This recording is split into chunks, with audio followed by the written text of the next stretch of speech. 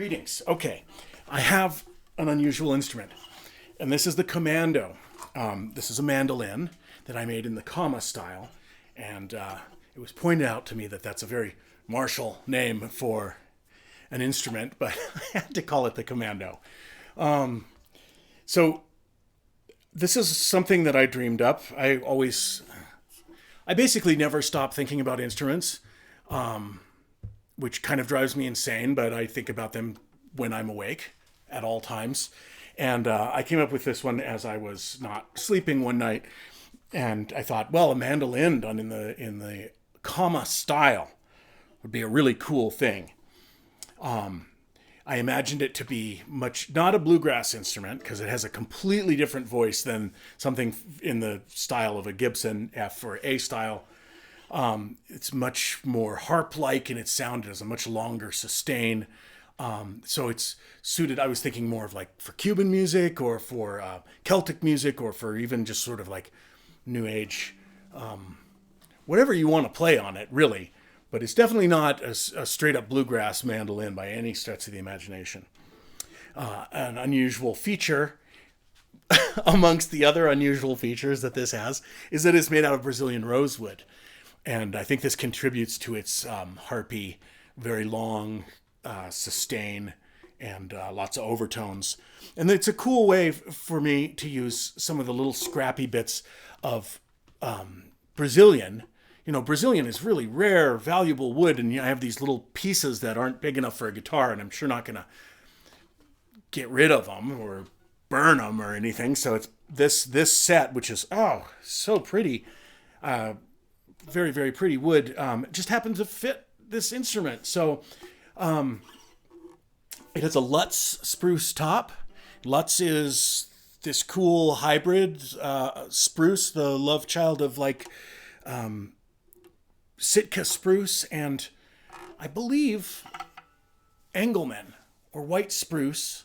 I'm not actually sure. If anyone knows that, I would like to know. I've built with Lutz a dozen times and I love it. It's a very nice wood. And let me play a little bit.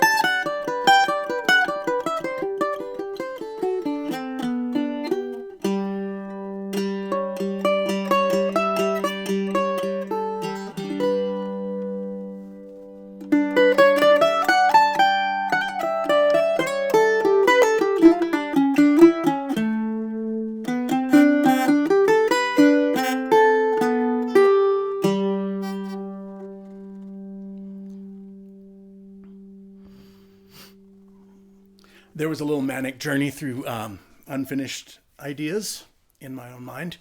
Anyway, it's a really cool, fun instrument to play.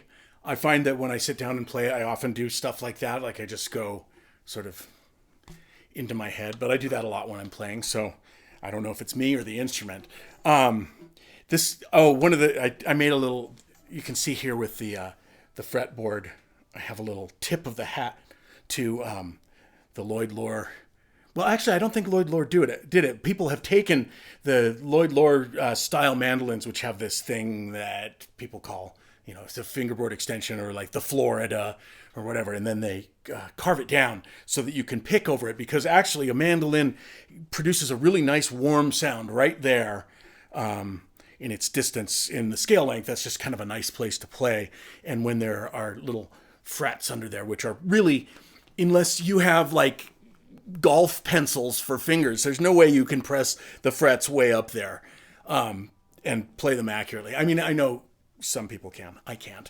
But anyway, so people modify it by scooping it there, and it gives you a place to play. So that was my little bluegrass acknowledgement.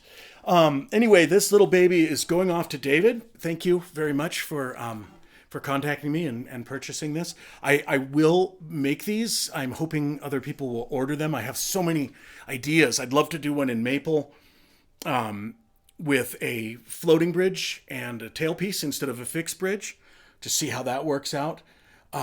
Multi-scales. I want to do a mandola version of one, or even like an octave mandolin. That would be so cool to do an octave mandolin version of this on maybe the Ibex body. Be so cool. So there it is. I believe I've run out of things to say, so I'm going to get out of the video now. So thank you very much. Say goodbye to the Commando. He's going off to a good home now. Bye-bye.